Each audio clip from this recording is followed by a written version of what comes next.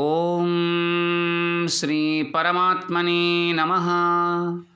భగవద్బంధువులందరికీ ఈ పాండురంగదాసుని హృదయపూర్వక నమస్కారాలు. శ్రీకృష్ణ జన్మాష్టమి మనకు మరికొద్ది రోజుల్లో వస్తోంది.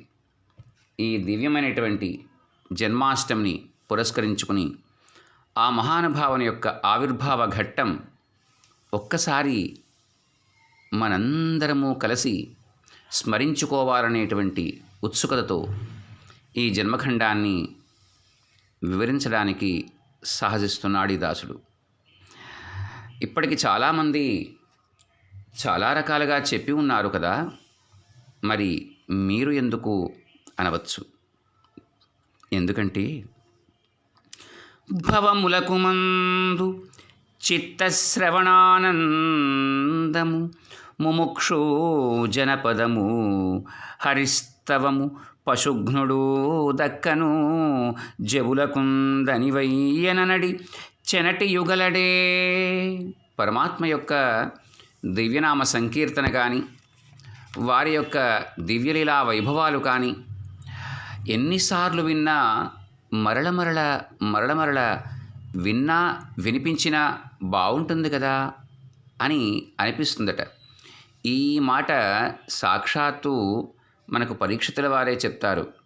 అంగో అలాంటి అద్భుతమైనటువంటి జన్మఖండాన్ని మనం దశమస్కంధంలో పూర్వభాగంలో పోతనామాచ్యుల వారు ఏ రీతిని చెప్పారో దానిని మనం చెప్పుకోవడానికి ప్రయత్నం చేద్దాం. కాశ్యపాన్వయ సంజాతం శరణ్యార్యపదాశ్రితం వైరాగ్యజలధిం వందే రంగరామానుజం మునిం. శ్రీకంఠచాపఖండన పాకారి ప్రముఖ వినుతభండన విలసత్కాకుస్తవంశమండన రాకేందు యశో విశాల రామనృపాల. ఓ మహానుభావ, ఓ శుకయోగీంద్ర, తెలిపితివి సోమసూర్యుల కుల విస్తారంబువారి కులముధరిత్రీషుల నడవళ్లను వింటిమి. కల రూపములెల్ల మాకు గడువెరంగులుగన్. ఎన్నో రకాలుగా సూర్య చంద్ర వంశాల గురించి మాకు తెలియచేశావు కదయ్యా. మరి శీలము గల యదుకులమున ఏలా పుట్టె మహాత్ముడీసుండు విష్ణుండే లీల మెలగే ఎయ్యే వేళననేమేమి చేసే వివరింపుదగన్. ఆ యదుకులంలో మహాత్ముడైనటువంటి పరమేశ్వరుడైనటువంటి ఆ కృష్ణుడు ఎలా జన్మించాడు, ఆ విష్ణువు ఎలా జన్మించాడు, ఆ వివరాన్ని కొంచెం చెప్పవయ్యా అన్నారు. అంటూ మా పెద్దలు మునువేల్పులు ఓపని భీష్మాది కురుకులోత్తమ సేనాకూపారము ఏ కోలము ప్రాపున లంఘించిరొక్క బాల పదముగాన్. ఇదివరలో దేవతలు కూడా ఎదిరింపశక్యం కానటువంటి ఆ అపార కౌరవ సేనా నివహాన్నంతటినీ కూడా మా పూర్వీకులైనటువంటి పాండవులు ఒక్క పిల్లవాడు ఎలా అయితే దాటేస్తాడో ఒక అడుగు వేసి అలా ఎలా దాటేశారయ్యా అని చెప్తూ, ఓ మహానుభావ, బలరాముడు రోహిణీదేవి యొక్క కుమారుల వారు అని ఇంతకుముందే చెప్పి ఉన్నారు. కానీ దేవకీ గర్భంలో ఆయన ఎందుకున్నాడు? అలాగే ఆ కృష్ణుడు మధురలో తన యొక్క తండ్రి యొక్క ఇల్లు వదిలి ఎందుకు వెళ్ళాడు? ఎవరింట్లో ఉన్నాడు? ఏమి చేస్తున్నాడు? తమ యొక్క మేనమామైనటువంటి కంసుణ్ణి ఎందుకు సంహరించాడు? ఆ మహానుభావుడు ఎన్ని సంవత్సరాలు ఈ పృథ్వీమండలం మీద మానవుడుగా చరించాడు? ఆయనకు భార్యలు ఎంతమంది? ఏ విధంగా ప్రవర్తించాడు? ఇంకా ఏమేమి చేశాడయ్యా? ఆ మధుర మోహన మురళీరవాన్ని పలికించేటువంటి ఆ మాధవుని యొక్క గాథలు నాకు కర్ణపేయంగా చెప్పవయ్యా ఓ మహానుభావ, ఓ శుకయోగీంద్ర అని వినమ్రపూర్వకంగా అడిగారట పరీక్షిత్తు. ఇంకా ఎంత అద్భుతంగా చెప్తారంటే పరీక్షిత్తు ఆ మహానుభావుని యొక్క భక్త కోటిలో అగ్రగణ్యుడు. నీ ముఖాంబుజాత నిర్ముక్త హరికథామృతముద్రావంద్రావమేను వదలే వంతమాని నీరు ఒట్టునా కలియును దూరమయ్యమనము దొంగలించే. మీ ముఖపద్మం నుంచి వెలువడేటువంటి ఆ విష్ణు కథామృతాన్ని త్రాగి త్రాగి నా శరీరమంతా కూడా ఉప్పొంగిపోయిందయ్యా, దుఃఖం వదిలిపోయిందయ్యా ఓ మహానుభావ, దప్పిక ఆకలి ఇవన్నీ కూడా దూరమయ్యాయ్యా, మనస్సు వికాసాన్ని పొందిందయ్యా అని అంటూ ఉన్నటువంటి ఆ చక్రవర్తి యొక్క మాటలు విన్నారు శుకులవారు. విష్ణు కథలు ఎందుకు వినాలి అని చాలామంది అనుకోవచ్చు.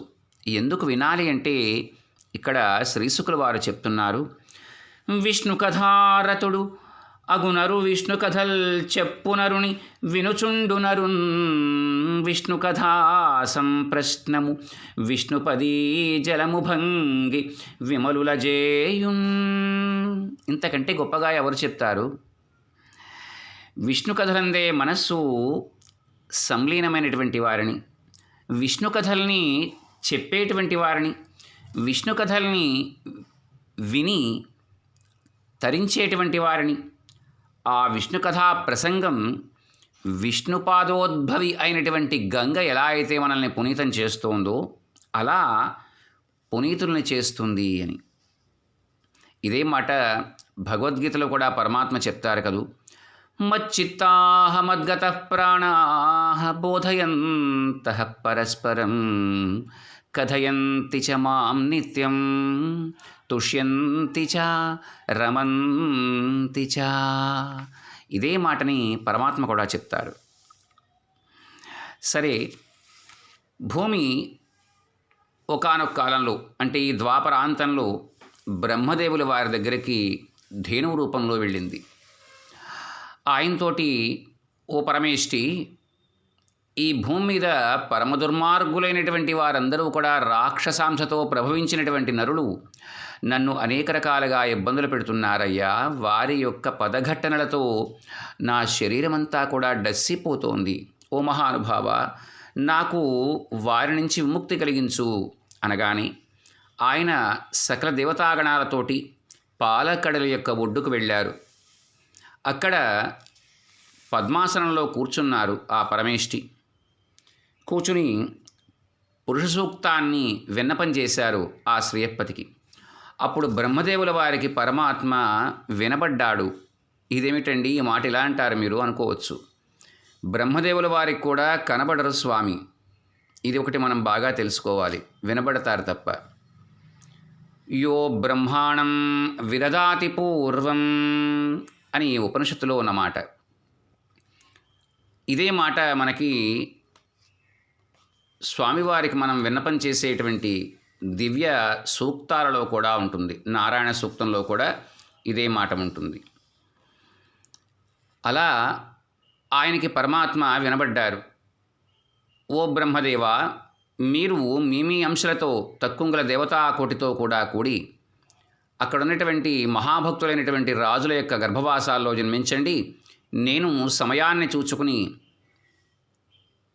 వసుదేవ దేవకి దేవులకు పుత్రుడిగా జన్మిస్తాను అని పరమాత్మ సెలవిచ్చారు అని ఆ తర్వాత బ్రహ్మదేవుల వారు ఇంద్రాది అష్టదిక్పాలకులకు ఈ పృథివికి కూడా చెప్పారు. వారందరూ సరేనన్నారు. అంగో అప్పుడు పరమాత్మ తాను దేవకీ గర్భాన్ని చెందాలి అని భావించారు. దానికి ముందుగా దేవకీ వసుదేవులకు వివాహమవుతుంది. ఆ తర్వాత అతన్ని స్వయంగా తానే తీసుకువెళ్ళాలి అని భావించినటువంటి కంసుడు తమ యొక్క పిన్నాయన కూతురైనటువంటి దేవకీదేవిని, అలాగే తనకు బావ అయినటువంటి వసుదేవుల వారిని కూడా రథంలో కూర్చోబెట్టుకుని తాను బయలుదేరి ఆ సురసేన దేశానికి తీసుకువెళ్తూ ఉంటే ఆకాశంలోంచి మాటలు వినబడతాయి, ఈ దేవకి యొక్క అష్టమగర్భ సంజాతుడు నిన్ను వధిస్తాడు అని. అప్పుడు ఆ కంసుడు అప్పుడెప్పుడో వధ ఎందుకు, ఇప్పుడే ఈ దేవకిని గనక మనం వధిస్తే ఏ ఇబ్బంది ఉండదు కదా అని ఆమె యొక్క కొప్పు ఎడమ చేతిలోనూ కుడి చేతిలో కరవాలంతో తెగవేయడానికి సిద్ధపడితే అప్పుడు వసుదేవుల వారు అనేక రకాల విషయాలు చెప్పి అతన్ని మనసు మార్చి దేవకికి జన్మించినటువంటి ప్రతి సంతానాన్ని కూడా నీకు అందిస్తాను అని మాట ఇవ్వడం, ఆ తర్వాత అలాగే వసుదేవుల వారు తన మాట ప్రకారంగా ఒక్కొక్క పుత్రుణ్ణి అందిస్తూ ఉంటే ఎనిమిదో వాడు కదా బావా, అవసరం లేదు వీళ్ళని తీసుకువెళ్ళు అని చెప్పడం, ఆ తర్వాత ఒకానొక సందర్భంలో నారదుల వారు కంసుని దర్శించడం, ఆ కంసుల వారితోటి ఓ మహారాజా, నీవు ఎవరనుకుంటున్నావు, నీవు కారణమేమివి, అంతకుముందు కాలంలో మహావిష్ణువు చేత నీవు సంహరించబడ్డావు, ఇంకో నీ యొక్క దాసులు ఎవరైతే ఉన్నారో వారందరూ కూడా రకరకాల రూపాలతో నీ చుట్టుపక్కలే ఉన్నారు, అందువలన నీ యొక్క గత చరిత్ర మరొక్కమారు స్మరించు, వారందరూ కూడా నీకు అవగతమవుతారు అని నారదుల వారు చెప్పి వెళ్ళిపోతారు. అప్పుడు తాను కారణేమిని అని భావిస్తాడు కంసుడు. దాంతో అంతకుముందు పుట్టినటువంటి 6 పిల్లల్ని కూడా తాను తెప్పించుకుని వారందరినీ కూడా సంహరిస్తాడు. ఆ తర్వాత దేవకీ అమ్మవారు సప్తమ గర్భాన్ని ధరిస్తారు. సప్తమ గర్భాన్ని పరమాత్ముడైనటువంటి శ్రీమన్నారాయణమూర్తి యోగమాయాదేవిని పిలిచి, నీవు ఈ గర్భాన్ని తీసుకువెళ్ళి అక్కడ ఈ వసుదేవుని యొక్క భార్యల్లో ఒకరైనటువంటి రోహిణి నందవ్రజంలో నందుల వారి ఇంట ఉంది, ఆమె యొక్క గర్భంలో ప్రవేశపెట్టు అంటారు. అలా దేవకికి సప్తమ గర్భం రావడం పోవడం జరిగింది అని భావిస్తారు ఈ కంసాంతఃపురంలో ఉన్నటువంటి వారందరూ కూడా. ఆ తరువాత ఆ దేవకీదేవి 8వ గర్భాన్ని ధరిస్తారు. అంగో అలాంటి గర్భధారణ అయిన తర్వాత ఏమైందో మనం మరింత వివరంగా తెలుసుకోవడానికి ప్రయత్నం చేద్దాం. ఆనకదుంధుభిమనమున శ్రీనాథుండం సభాగశిష్టత జొరగన్ భాసుర రుచి నతడు వెలిగెను గానం గబట్టయ్య భూత గణములకు నృపా. పరమాత్మ తన యొక్క దివ్య తేజాన్ని వసుదేవుల వారిలో ప్రవేశపెట్టారు. అప్పుడు ఆ వసుదేవుడు ఎలా వెలిగిపోయారట, అఖిలమైనటువంటి సర్వాత్మస్వరూపమైనటువంటి తేజోవంతమైనటువంటి భువనాలంతటికీ కూడా శుభదాయకమైనటువంటి ఆ దివ్యమైన విష్ణు తేజస్సు ఆయన శరీరంలో ప్రవేశించింది. అలా ఆ వసుదేవుల వారు ఆ తేజస్సును దేవకీ దేవి యొక్క గర్భంలో ప్రవేశపెట్టారు. ఆ తేజస్సును గర్భంలో ధరించడం వల్ల దేవకీ అమ్మవారు కూడా ఎలా ఉన్నారట, చంద్రుడితోటి అంటే పున్నమి చంద్రుడు గనక పైకి వస్తూ ఉంటే తూర్పు దిక్కు ఎలాగా కాంతులీనుతుందో అలా కాంతులీనుతున్నారట ఆమె కూడా. ఆ తర్వాత క్రమక్రమంగా దేవకీ యొక్క గర్భం పెరుగుతూ వస్తోంది. అలా దేవకీ గర్భం పెరుగుతూ ఉంటే అంటే పరమాత్మ దేవకీ గర్భంలో క్రమక్రమంగా పెరుగుతూ ఉన్నప్పుడు శత్రువుల యొక్క ముఖాలన్నీ కూడా వెలవలపోయాయట. దేవకీ అమ్మవారి యొక్క ముఖం మాత్రం కొంచెం పాలిపోవడం మొదలైంది. ఎందుకంటే గర్భవతుల యొక్క ముఖాలు క్రమక్రమంగా పాలిపోతాయి. అలాగే దుర్మార్గులైన వారి యొక్క కీర్తి నల్లబడిపోయిందట. అలాగే దేవకీ అమ్మవారి యొక్క వక్షస్థలం చనుమనులు కూడా నలుపులోకి మారాయట. దుర్మార్గుల ఇండ్లల్లో అగ్నులన్నీ కూడా ఆరి పొగలు రావడం మొదలుపెట్టాయట. అలాగే ఆమె యొక్క శరీరం మీద ఉన్నటువంటి నూగారు మరింత నల్లబడిందట. అలాగే ఆమెకు ఆహారం మీద కోరికలు అడుగంటాయట. అలాగే అన్నం తినాలనేటువంటి ఉద్దేశం కూడా తగ్గిందట ఆమెకు. అలాగే శత్రువులు అలసిపోతూ ఉంటే పరమాత్మ జన్మిస్తున్నాడు అనే భావనలతోటి ఆమెకు ఓపలేనితనం వల్ల అలసట పెరిగిందట. శత్రువులకు శారీరక మానసిక మాంద్యం కలిగితే ఆమెకు కూడా బుద్ధిమాంద్యం ఏర్పడిందట. శత్రువులందరూ కూడా పరమాత్మ వృద్ధి పొందుతున్నాడు అనే భావనతో మట్టిలో కలుస్తూ ఉంటే వారు ఆమెకు మట్టి తినాలనిపించిందట. చూసారా, అంటే ఎలా గర్భవాసంలో శిశువు పెరుగుతూ ఉంటుందో ఆయా సందర్భాలలో స్త్రీ శరీరంలో కలిగేటువంటి అనేక విషయాల్ని ఎంత గొప్పగా వర్ణించారు పోతనామాచ్యుల వారు. ఇలా క్రమంగా పరమాత్మ పెరుగుతున్నారు. ఎలా ఉన్నారట పరమాత్మ? దేవకీ గర్భంలో రాక్షసుల యొక్క శత్రువైనటువంటి శ్రీహరి ఉన్నందువల్ల ఆమె యొక్క మొలనూలు నెమ్మదిగా బిగుసుకుంటోందట. శత్రువుల యొక్క భార్యల మాంగళ్య సూత్రాలు క్రమక్రమంగా వదులవుతున్నాయట. ఆమె శరీరకాంతి ఎక్కువగా పెరుగుతూ ఉంటే పగవారి యొక్క భార్యల శరీరకాంతి క్రమంగా తగ్గుతూ ఉందట. ఆమె యొక్క ఆభరణాలు బిగుతూ ఉంటే శత్రుభార్యల యొక్క ఆభరణాలు తెగిపోతున్నాయట. ఆమె యొక్క కడుపు పెద్దదవుతూ ఉంటే శత్రువుల యొక్క భార్యలకు గర్భస్రావాలు అవుతున్నాయి. ఆమె ప్రసవించేటువంటి రోజులు దగ్గర పడుతూ ఉన్న కొద్దీ శత్రువుల యొక్క భార్యలు ముత్తైదవులుగా ఉండగలిగేటువంటి రోజులు క్రమంగా తగ్గుతూ వస్తున్నాయట. ఎంత అద్భుతమైన వర్ణన చేశారు ఆయన. అప్పుడు దేవకీ గర్భం క్రమక్రమంగా పెరుగుతూ ఉంటే వసుదేవుల వారికి కూడా చింత ఎక్కువ అవుతోంది. కనులకు చూడబరువైయున్నది ఎలనాగ గర్భముల్లము గలగన్ మున్నెన్నడు ఇట్లుండదు వెన్నుడు స్వరంబోలు గర్భ వివరములోనన్. ఆ పరమాత్మ దేవకీ గర్భంలోకి ప్రవేశించి ఉంటారు. లేకపోతే ఇంతకు ముందున్నటువంటి 6 గర్భాలలోనూ కూడా కనబడినంతటి నిండుదనం, పెద్దగా ఉండడం ఇప్పుడు కనిపించిపోతోందే దేవకిలోనూ అని కొంత భయంతో ఉన్నారట వసుదేవుల వారు. ఏమి తలచువాడ ఇక ఎయ్యది కార్యము నాడు నాటికిన్ కామిని చూలు పెంపసగి గర్భిణి జల్లెలి నాడు పేదనేనేమని చంపువాడ దగవేలని చంపి తినేని శ్రీయునుద్దామ యశంబునాయువును ధర్మమును చెడిపోవకుండునే. ఇది కంసుడి యొక్క అంతరంగం. ఆ కంసుడు దేవకీ గర్భం పెరుగుతూ ఉన్నంతసేపు కూడా తన మనస్సులో ఉన్నటువంటి బెదురుని మరింతగా పెంచుకుంటూనే ఉన్నాడు.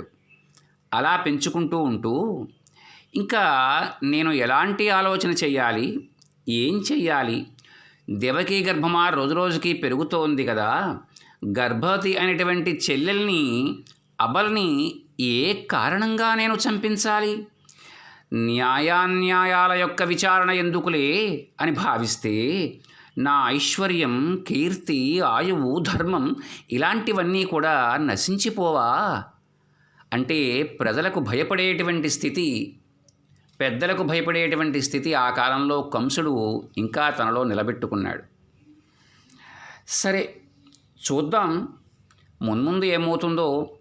అంతగా అయితే ఎలాగూ కూడా అష్టమగర్భ సంజాతుణ్ణి కూడా ఆ వసుదేవుడు నాకే తీసుకొచ్చిస్తాడు కదా, అప్పుడు చంపేద్దాం అని అనుకున్నారట ఆ కంసుడు. ఎలా భయపడ్డాడో కంసుడు చాలా గొప్పగా చెప్తారు. ఎందుకంటే ఇదే పద్యం, శేషపద్యం భక్త ప్రహ్లాద ఉపాఖ్యానంలో కూడా ఎంత అద్భుతంగా ప్రహ్లాదపరంగా చెప్పారో ఇక్కడ ఈ కంసుడు యొక్క ఉల్లసంలో ఆహరి యొక్క స్థితిగతులు ఎలా ఉంటాయో మనకు చాలా బాగా చెప్పారు. ఎందుకంటే పగనైనా వగనైనా పరమాత్మను చేరుకోమని పెద్దల యొక్క మాట.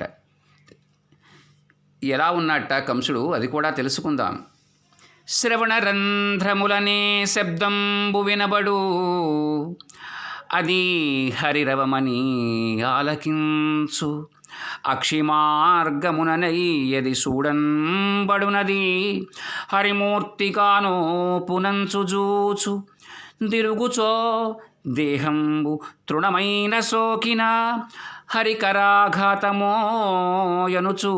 నులుకు గంధంబులేవైన ఘ్రాణంబు సోకిన హరిమాలికా గంధమనుచునదరు పలుకులెవ్వి అయిన పలుకుచో హరిపేరు పలుకంబడియననుచు భ్రమసి పలుకు తలపులెట్టివైన దలచియా తలంపులు హరితలంపులనుచు నలుగా దలచు.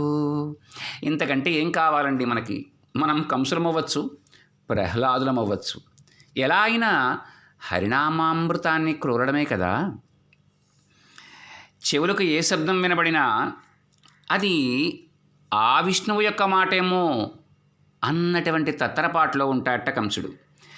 కంటికి ఏది కనిపించినా అది విష్ణుమూర్తి రూపంగానే భావిస్తాడట.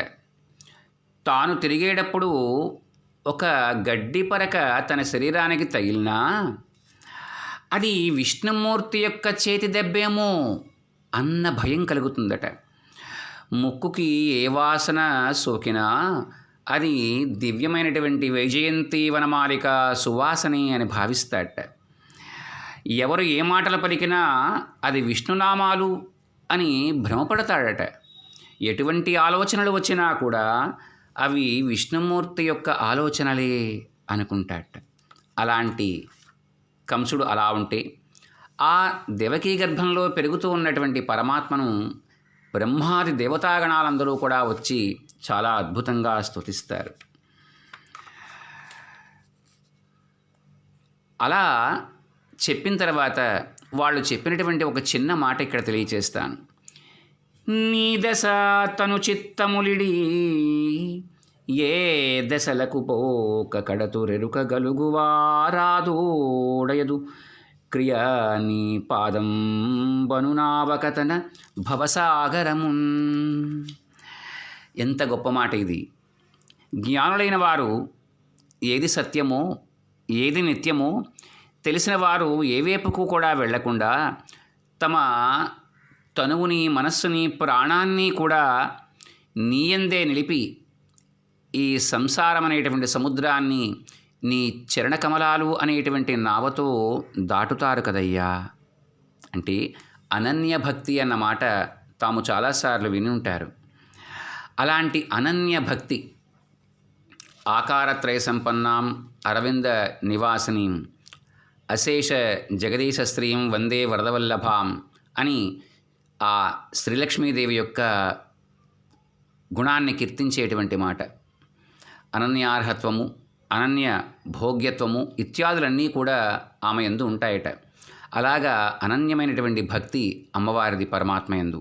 అదే భక్తి మనం కూడా పెంచుకుంటే మనం కూడా ఆమెలాగే పరమాత్మను పొందిన వారం అవుతాం. ఆ తర్వాత రోజులు దగ్గర పడుతున్నాయి. పరమాత్మ యొక్క దివ్య తేజస్సు ఆ దేవకీ గర్భంలో మరింతగా పెరుగుతోంది. వీళ్ళందరూ కూడా చేతులు పైకెత్తి ఏక కంఠంతో చెప్తున్నారట. ధరణీ భారము వాసెను పురుషోత్తమయీశనీదు పుట్టువున భవచ్చరణాంబుజముల ప్రాపున ధరణయు ఆకసముగాంచెదము నీ కరుణన్. ఓ మహానుభావ, రావయ్యా, వెలికి రావయ్యా. నీవు గనక జన్మిస్తే నీ వల్ల కదా ఈ భూమి యొక్క అశేషమైనటువంటి కడగండ్లు తీరతాయి.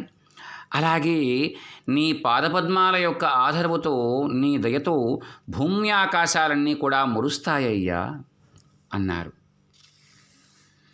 ఇంకా ఏమంటున్నారు? ఆ మహానుభావుని యొక్క అంతకుముందు రూపాలన్నీ కూడా ఒక్కమారు సంస్మరించారు.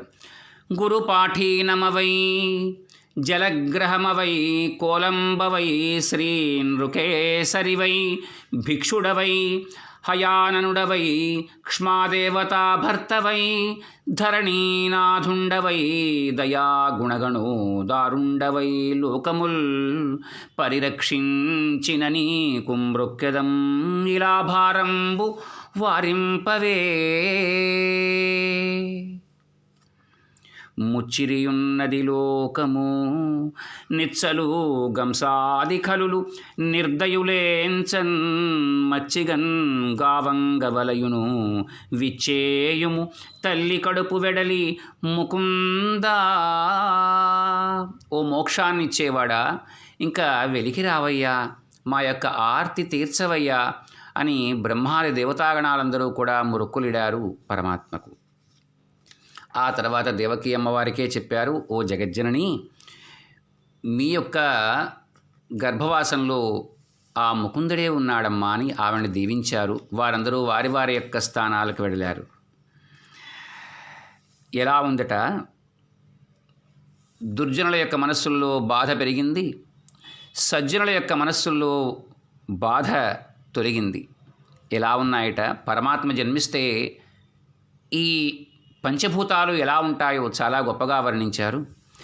స్వచ్ఛంబులై పొంగె జలరాసులేడును, గలఘోషణముల మేఘంబులురిమే, గ్రహతారకలతోడ గగనంబురాజిల్లే, దిక్కులు మిక్కిలి తెలివిదాల్చే, కమ్మని చల్లని గాలి మెల్లన వీచే, హోమానలంబు చెన్నంది వెలిగే, గులంకులు కమళాలి కులములై సిరినొప్పే, విమలయతోయలై పారెనదులు, వరపురగ్రామ ఘోషయై వసుధయొప్పే, విహగవర పుష్పఫలములు వెలసెవనము, లలరు సోనలు గురిసిరి అయ్యమరవరులు, దేవదేవుని దేవకీ దేవి గనగా.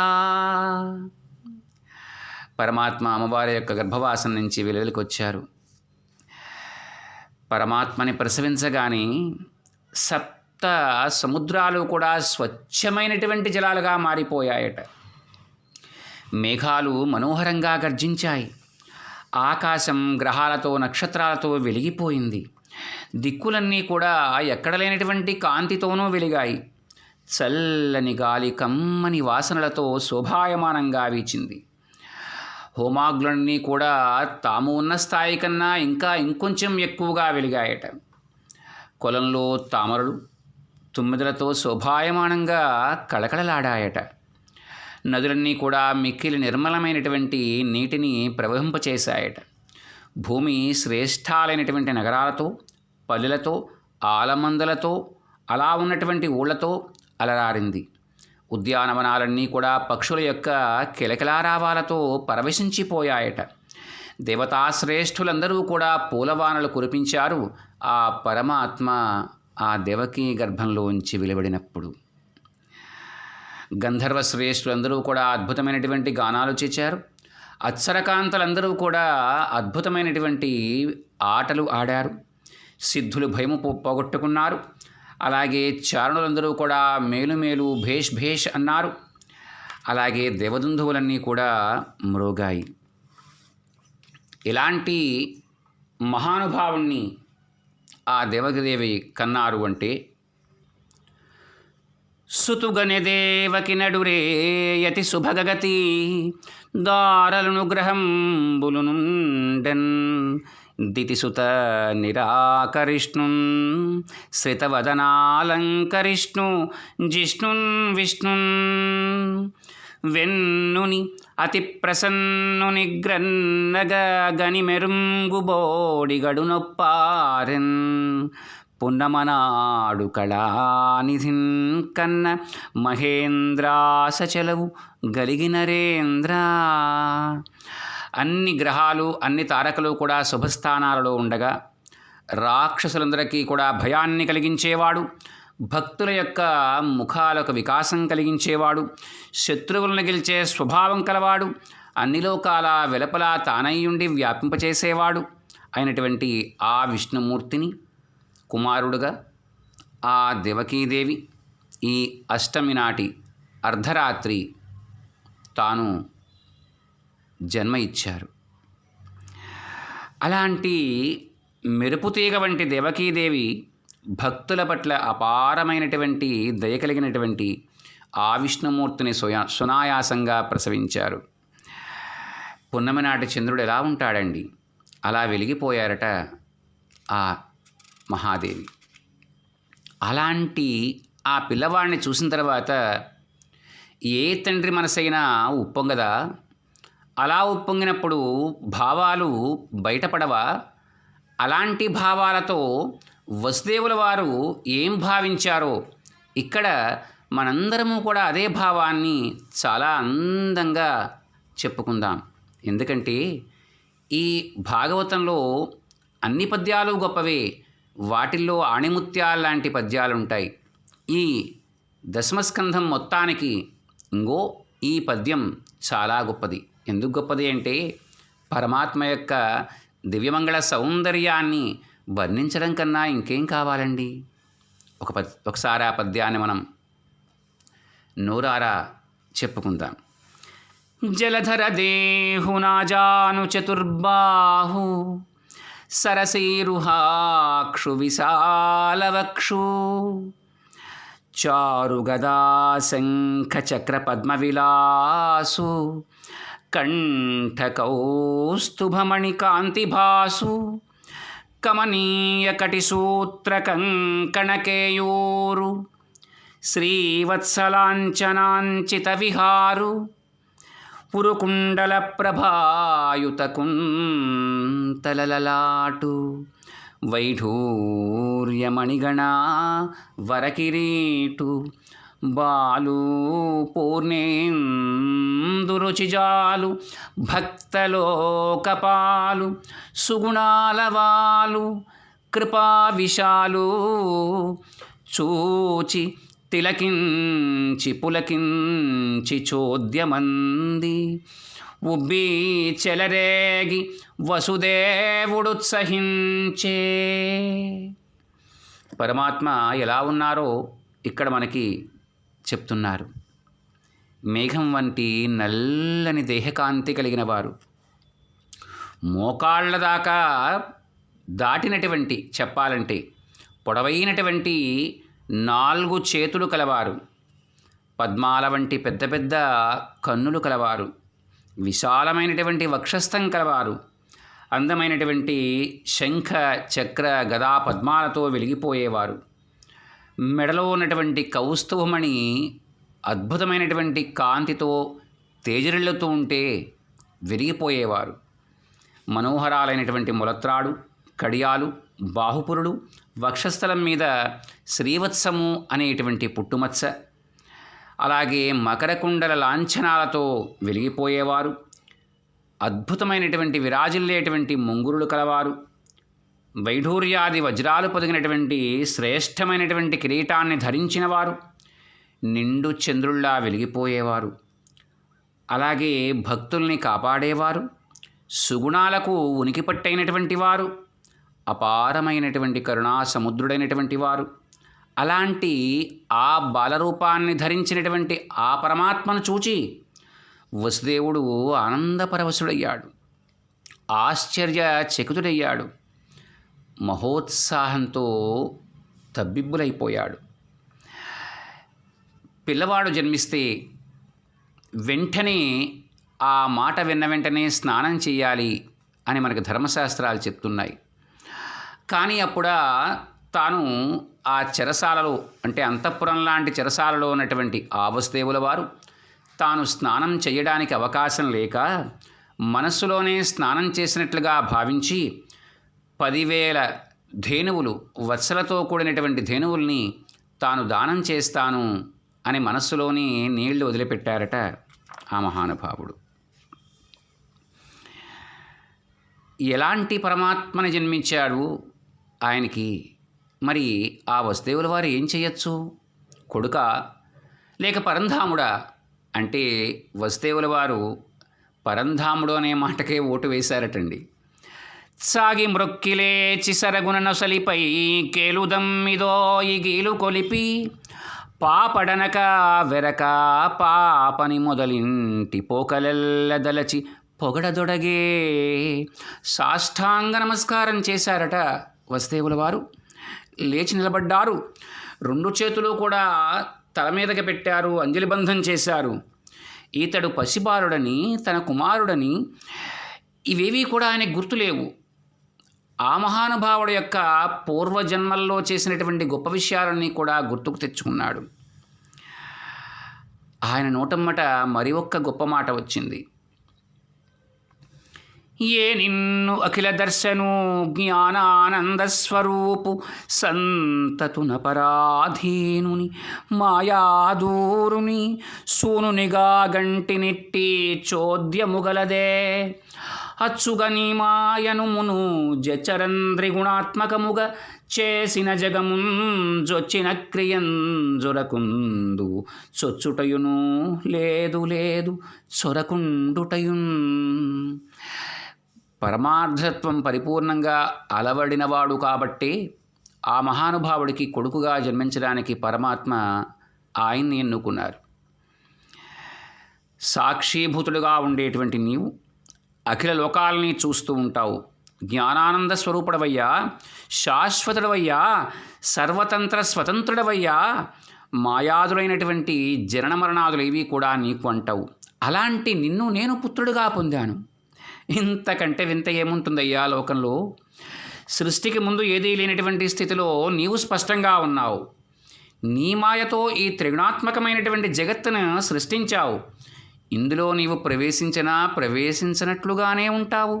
అందువల్ల ఇందులో నీ ప్రవేశం లేదు. అలా నీ ప్రవేశం లేకుండగా కూడా లేదయ్యా మహానుభావ అని ఎన్నో రకాలుగా స్తుతించారు ఆ మహానుభావుణ్ణి. అప్పుడు ఆయన ఆ జగదానంద సంధాయకుడు, ఓ మహానుభావులారా, నేను మీకు పుత్రుడిగా జన్మిస్తాను అని ఇంతకుముందు జన్మలలో వరం ఇచ్చి ఉన్నాను. అందువల్ల ఆ కాలంలో నీవు సుతపుడు అనేటువంటి ప్రజాపతివి. అలాగే పురుష్ణి అని పేరు గల ఈమె నీ భార్య. మీరు స్వయంభూ మన్వంతరంలో నా గురించి తపస్సు చేశారు. అప్పుడు నీవే పుత్రుడుగా కావాలి అని ముమ్మారు అడిగింది ఈమె. నాలాంటి వాడు మరొకడు ఉండడు కదా, నీలాంటి పుత్రుడు అంటే ఎలాగా? అందుకని నేనే జన్మించాను. అప్పుడు పురుష్ణిగర్భుడు అనే పేరుతో జన్మించాను. ఆ తర్వాత మీరు అదితి కశ్యపులుగా జన్మించారు. అప్పుడు బలిచక్రవర్తి యొక్క రాజసాన్ని అణచడం కోసం నేను వామనమూర్తినే జన్మించాను. ఇప్పుడు ఈ 3వ జన్మంలో మీకు నేను జన్మించాను. అందువల్ల ఇక మీదట నేను జన్మించాల్సినటువంటి అవసరం ఉండదు మీ యందు అని. లెక్కలన్నీ కూడా పరమాత్మ దగ్గర సక్రమంగా ఉంటాయి, మన దగ్గర ఉండవు. ఇంకో అలాంటి ఆ మహానుభావుడు తాను ఆ జగదానంద సంధాయకమైనటువంటి ఆ చతుర్భుజాలంకృతమైనటువంటి శరీరాన్ని విడిచి ఒక చిన్న పాపడు ఎలా ఉంటాడో అలాంటి శరీరానికి తాను, అంటే ద్విభుజుడైనటువంటి బాలకుడు ఎలా ఉంటాడో, 2 భుజాలు కలిగిన బాలకుడు అలా మారిపోయారు. అప్పుడు బాలక సంబంధమైనటువంటి స్థితిగతుల్లో వాళ్ళని అలరించారు. ఆ తర్వాత విషయం తెలిసి ఆ పరమాత్మ ఆ దేవకీ వసుదేవులు ఉన్నటువంటి ఆ అంతఃపుర కారాగారానికి వేసినటువంటి బీగాలు తొలగించారు. వారందరినీ నిద్రావసులను చేస్తారు.